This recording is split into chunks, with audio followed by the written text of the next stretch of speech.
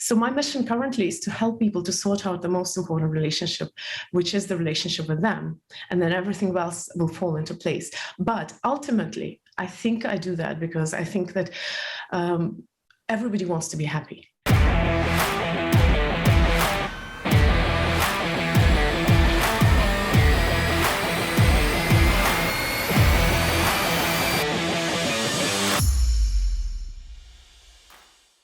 Welcome to another episode of Rock Your Money, Rock Your Life. And I am absolutely thrilled and excited for my guest.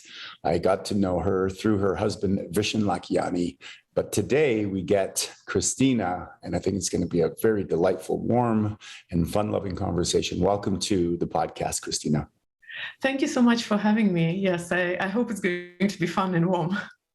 Well, we'll see. It'll be what it will be, and I'm sure it'll be delightful.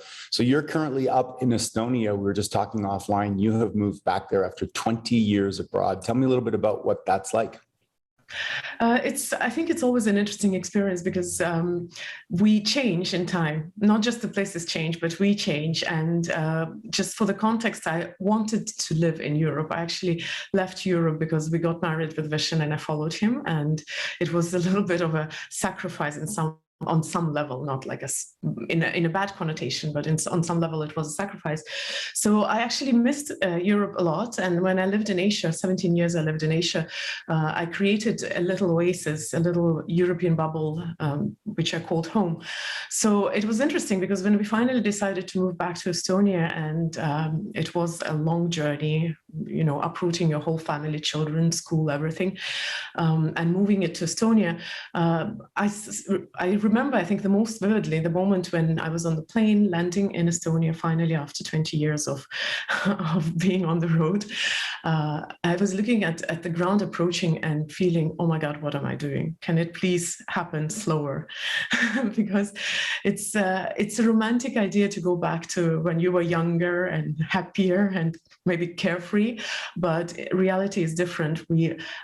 After you have known something, you can't unknow it. So when you change, when you go back to your old environment, it's not the same anymore. It is not the same anyway because things develop. But that idea that you could go back to your past, it just doesn't work. Yeah, I'm very curious on how you said that. So 20 years, you lived mostly in Malaysia, although because of the work you guys do, you travel immensely around the world, right? But it was mostly in Malaysia? Yes, I lived in Malaysia in a big Indian family. Part of it, I actually felt rather Indian. Okay. And so are you 100% Estonian? Who's 100% anything? Sure. My dad is Estonian. He is from Estonia. My mom is Polish from Belarus. And because I was born in Soviet Union, it was a huge melting pot. And I am a big mix. I've always had issues with identity. Okay. Now, coming from, can we call it the Eastern Europe, Eastern Bloc? You can, but not 100%. I was born in Soviet Union. I grew up until 14. I was in that environment. I understand Soviet mentality a lot. But Estonia is very different from the rest of the countries, fortunately. We had a different history with Soviet Union and the different history past it. So I think in terms of our culture, we're much more close to Nordic Scandinavian type of culture. Not Scandinavian, we're not Scandinavian, we're actually very closely related to Finnish culture. Okay, very nice. And so where did you learn your English? I learned it after school. I learned it with Jane Austen. So when I forget, I may use a little archaic words. Jane Austen. Do I know that name? Is that somebody I'm supposed to know? She is probably one of the most celebrated classical writers from Great Britain, was writing in the beginning of the 19th century. Oh, I like fiction. Okay. I get it. Okay. All right. What did she write? Jane Eyre and things like that? Jane Eyre is also one of my favorites, but her most famous is Pride and Prejudice. Got it. Okay. So funny. I recognize the name. I didn't place it. I'm like, okay, is that like a linguist or something? But I got it. All right. You got me. Completely out of context. I know people always get surprised when I tell them that these are my biggest teachers. Yes, I got it now. So a lot of Eastern Europe, I've worked with, had people in my companies, et cetera. There's generally a great work ethic that comes from that culture. Hard, but also a little bit can be, for us Westerners, and I'm Canadian, can be a little bit abrasive in their communication style. You do not strike me to have that at all. So where is that because of the Nordic effect? Because obviously Sweden and Norway and those people tend to be a little bit more gentle. I think we're all quite straightforward. Maybe we haven't talked enough. All right. But another answer to that would be, I think I'm a civil person. Okay. All right. So tell me a little bit about, for those people that don't know, you have been running an organization with your husband for 20 years now, or close to? It is close to, yeah. We've passed 18 years now, yes. Yeah. And it's an amazing organization. It's incredibly eclectic.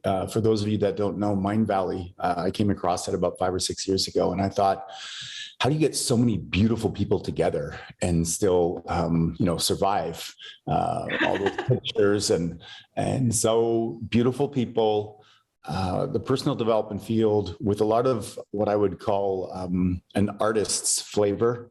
There's a lot of beauty that's brought into the colors and the online platforms. Very majestic, beautiful world. I really enjoyed the times and the events I've gone to. So tell me a little bit about how that came about. I know that the very first thing was Vishen's story about selling, meditation. But tell me a little bit about the journey, if you would. Sure. I want to clarify. You're talking about beauty aesthetically right now, or more in a way like beautiful, as in something good and. I would say all of the above, really. When I think of Mindvalley, I think of the colors are beautiful, the way things are set up, they're in symmetry. You guys talk about having no borders anywhere, and that would create such a difference in the world.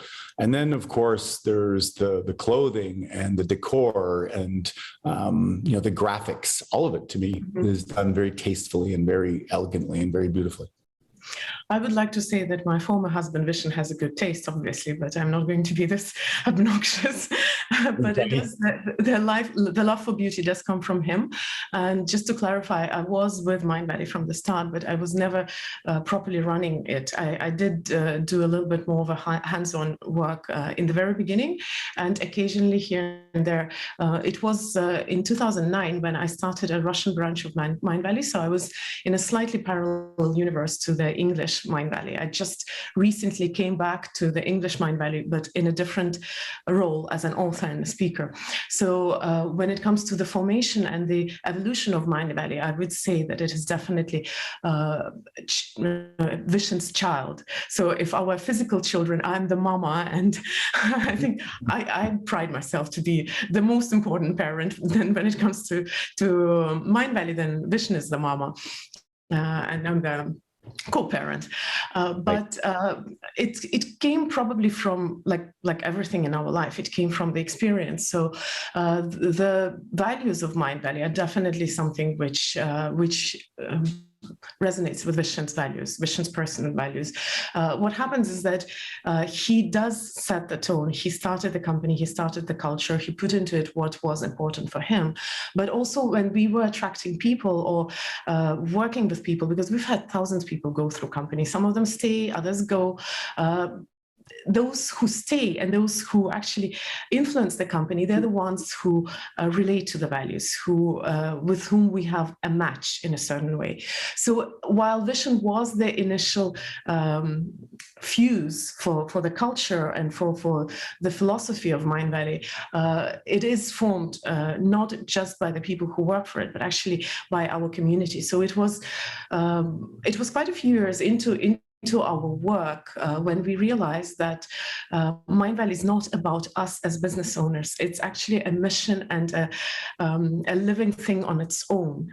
And even if we were to disappear off the face of the world, and by we I mean Vision and me and the main people in the company, it will go on. And I think it's an interesting philosophical concept, because often we look at history and we notice the people, the leaders, the historical figures, and we think they had created something. But there is a philosophical idea that actually the time creates the leader, the time creates the historical figure, and if it wasn't for that historical figure, it would be someone else. So I think Mindvalley, it just happened so that we started at the time when society needed something like that. So yes, Vision happens to be the fuse to inspire, to spark the movement, to spark the mission. But even if we were not there, it would go on. So that's a slightly rambling. Hopefully I answered your question to some degree. No, it's perfect. So tell me a little bit about your personal mission. You talk a lot about the importance of happiness, and that maybe a lot of people have a different target in their mind, and that no matter what's going on, you can still bring happiness to any situation. So tell me a little bit about your perspective on that.